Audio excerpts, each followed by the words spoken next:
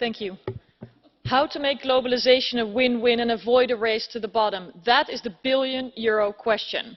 In recent years, trade agreements have been hotly debated, and I remain convinced that the EU should lead in promoting rules-based trade as a frame around globalization. This frame of rules must always be based on our fundamental principles and high standards and take off the sharp edges that globalization can indeed exacerbate.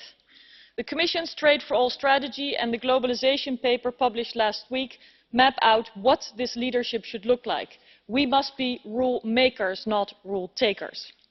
I believe there is room for more focus on the impact of technology on jobs and inequality.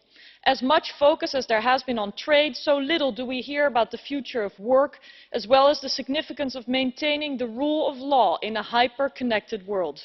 Here too, the EU must be a global leader, especially as the US retracts, including when it comes to setting norms in the digital economy and digital trade.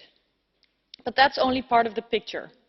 The EU's member states should take much more responsibility for redistributing the macroeconomic benefits of access to third country markets more evenly at home, to reschool, redistribute and innovate as much as possible.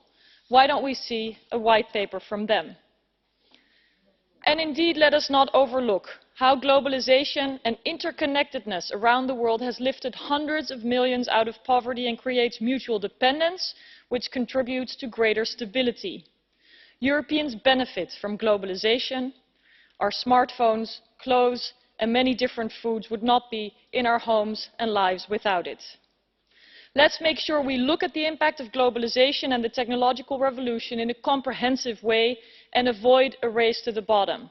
Let's meet the challenges by finding solutions, not in isolation or protectionism, but by taking this a step forward. Thank you.